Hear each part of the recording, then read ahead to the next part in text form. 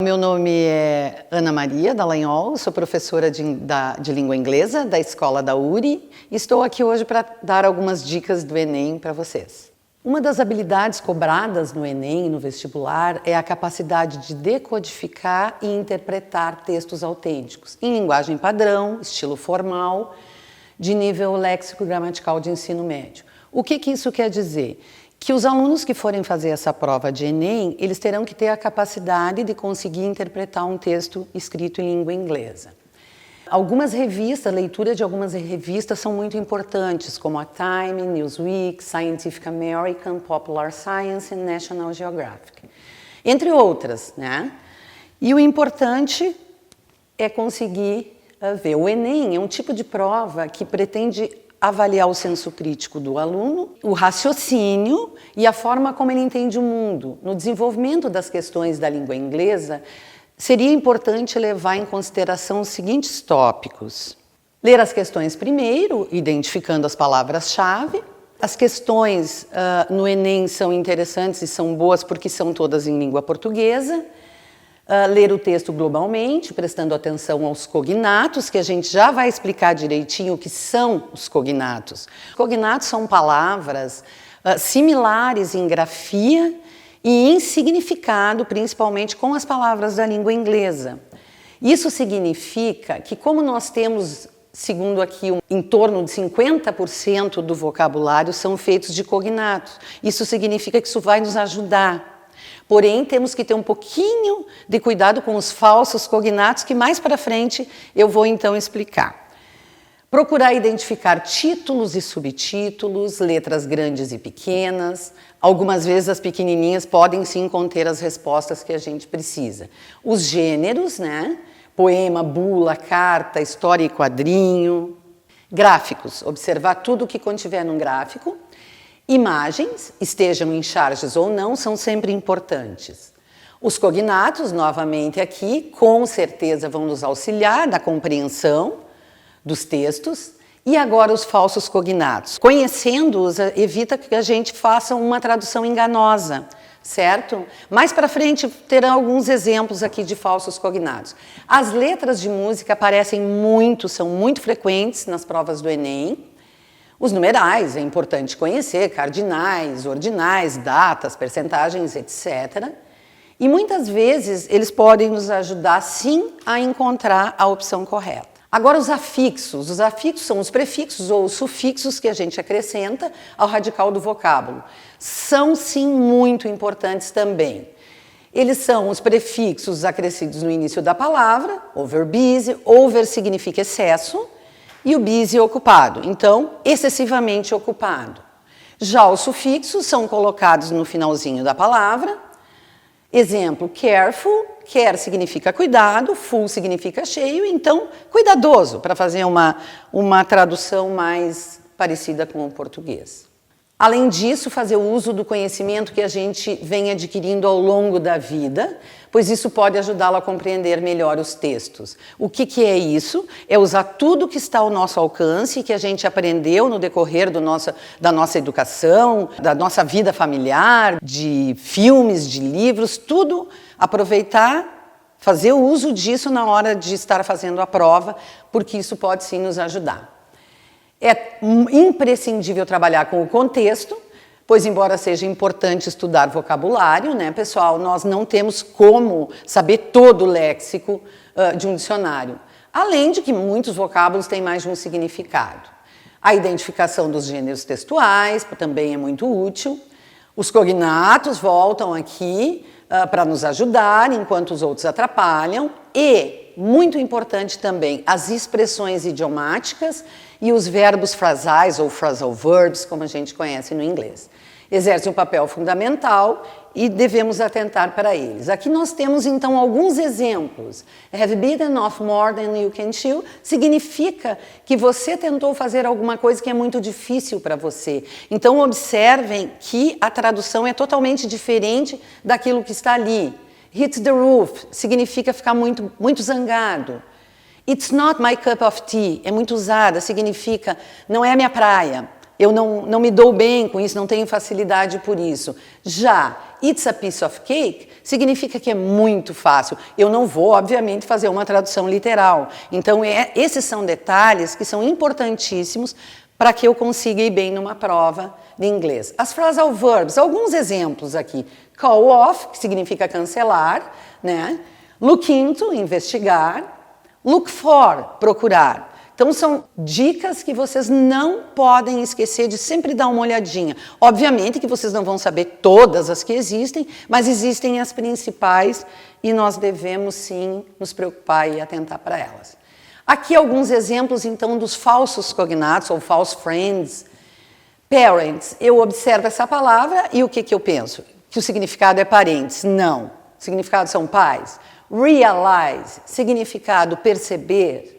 O push, empurrar e não é puxar, né? College, faculdade.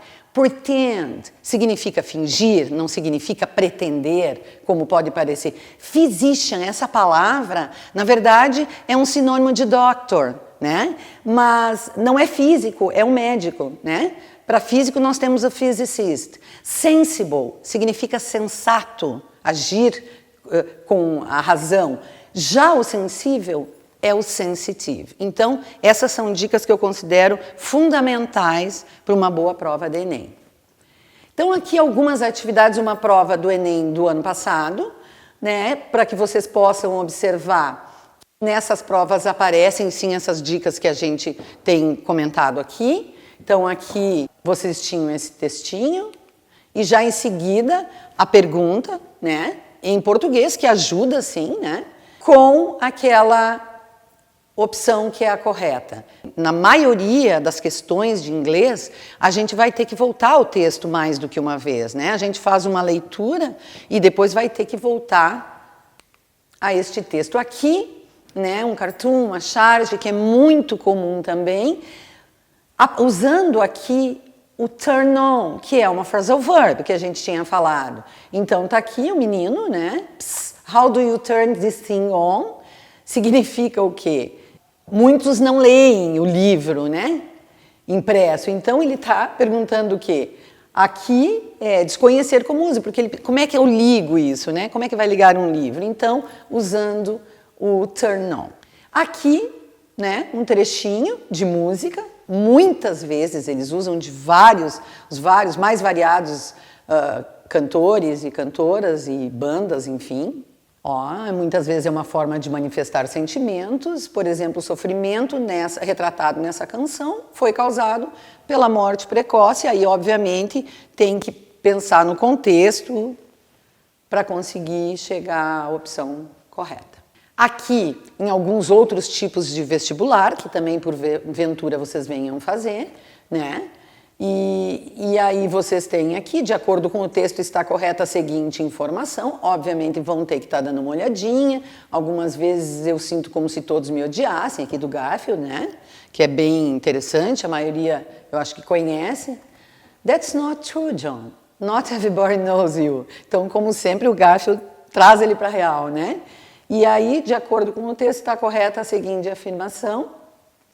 E aí nós temos... Jones fez expressa, Garfield está tentando conversar, não, né?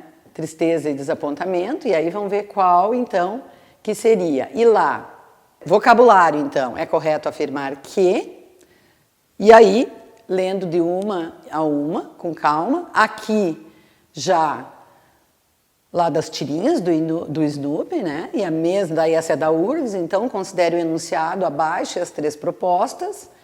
Aí tem que, naturalmente, voltar, ler, para tentar entender e achar aquela. Aqui, no caso, é apenas B. Charlie já foi criticado por Lucy antes. O que ela mais faz é, na verdade, criticar o nosso amigo Charlie Brown. No terceiro quadrinho, a expressão I can't help.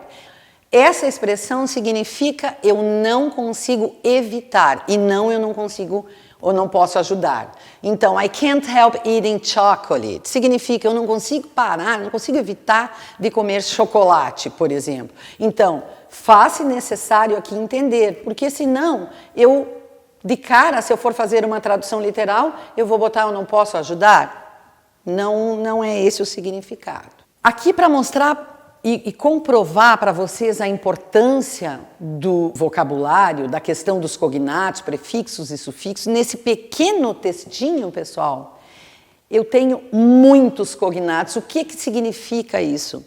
Que isso vai me ajudar no entendimento, porque se elas são similares ou às vezes até iguais ao vocábulo do português, eu vou conseguir entender com mais facilidade. Então, esse pequeno texto nos comprova. Olhem a quantia de palavras que são reflexologia, invasivo, técnica, praticamente iguais. Inflammation, circulation, eliminate. Algumas, que nem eu falei, são até iguaizinhas, outras similares. Olhem, tudo naquele pequeno textinho. Olhem quantas.